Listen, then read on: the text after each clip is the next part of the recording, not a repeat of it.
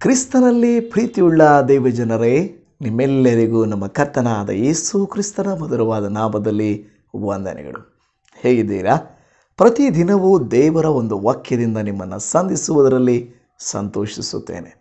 ಯಾಕೆಂದರೆ ನಾವು ಈ ಲೋಕದಲ್ಲಿ ಕೆಲವು ಸಾರಿ ಜಾರುವಂತೆ, ಬೀಳುವಂತೆ, ದಾರಿ ತಪ್ಪುವಂತೆ ನಮಗೆ ಅನಿಸಿದಾಗ ದೇವರು ತನ್ನ ವಾಕ್ಯದ ಮೂಲಕವಾಗಿ ನಮ್ಮನ್ನು ಎಚ್ಚರಪಡಿಸಿ ನಮಗೆ ಧೈರ್ಯವನ್ನು ಕೊಡುವಂಥ ದೇವರು ಆತನಾಗಿದ್ದಾನೆ.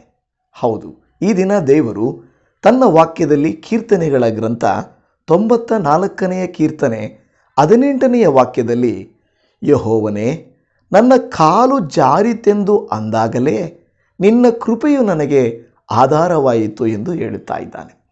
ಹೌದು, ನಾವು ನಡೆಯುವಂಥ ದಾರಿಯಲ್ಲಿ, ಮಾಡುವ ಕೆಲಸದ ಜಾಗದಲ್ಲಿ ಕೆಲವರನ್ನು ನಾವು ನೋಡುತ್ತೇವೆ.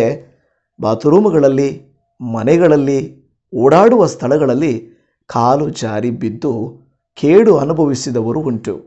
ಕೆಲವು ಸಾರಿ ನಮಗೆ ಕಾಲು ಜಾರಿತೇನೋ, ನಾನು ಬೀಳುತ್ತೇನೇನೋ ಅನ್ನುವಂಥ ಸ್ಥಿತಿಯಲ್ಲಿ ದೇವರು ನಿಮ್ಮನ್ನು, ನನ್ನನ್ನು ಈ ವಾಕ್ಯ ಹೇಳಿದ ಹಾಗೆ ನಿನ್ನ ಕೃಪೆಯು ನನಗೆ ಆಧಾರವಾಯಿತು ಎಂದು ಹೇಳುತ್ತಾ ಇದೆ. ನಿಜ ಅಲ್ವಾ? ದೇವರ ಕೃಪೆಯು ನಮಗೆ ಆಧಾರವಾಗಿದ್ದರೆ ನಾವು ಜಾರಿ ಬೀಳುವ ಸಂದರ್ಭದಲ್ಲಿ ತಾನು ತನ್ನ ಕರದಲ್ಲಿ ಹಿಡಿದು ನಮ್ಮನ್ನು ಕಾಪಾಡಿ ನಮ್ಮನ್ನು ಸುರಕ್ಷಿತವಾಗಿ ಇಡುತ್ತಾ ಇರುತ್ತಾನೆ.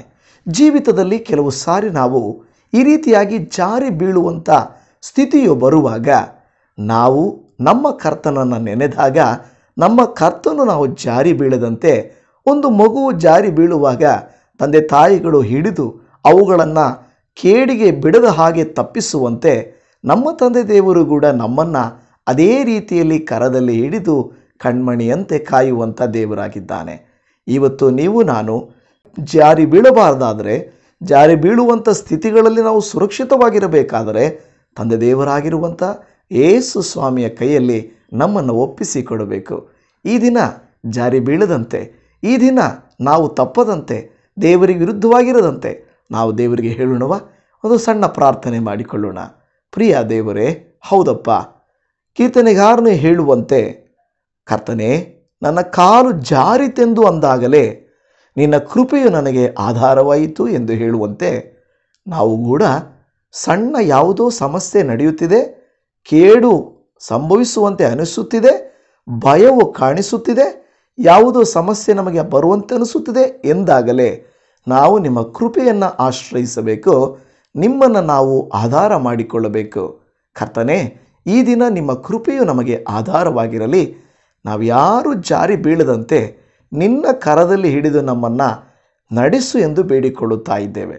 ಖಂಡಿತ ನೀವು ಒಳ್ಳೆಯವರು, ಅದೇ ಒಳ್ಳೆಯ ಕಾರ್ಯವನ್ನು ನಮಗಾಗಿ ನೀವು ಮಾಡುತ್ತೀರಾ. ಎಲ್ಲ ಮಹಿಮೆ ನಿನಗೆ. ಯೇಸು ಕ್ರಿಸ್ತನ ನಾಮದಲ್ಲಿ ಪ್ರಾರ್ಥಿಸಿದ್ದೇವೆ ತಂದೆಯೇ, ಆಮೇನ್, ಆಮೇನ್. ಪ್ರೀತಿಯ ದೇವಜನವೇ, ಕರ್ತನು ತಾನೇ ನಿಮ್ಮನ್ನು ತನ್ನ ಕರದಲ್ಲಿ ಹಿಡಿದು ನಡೆಸಲಿ ಎಂದು ಪ್ರಾರ್ಥಿಸ್ತೇನೆ. Shalom. Praise the Lord Jesus.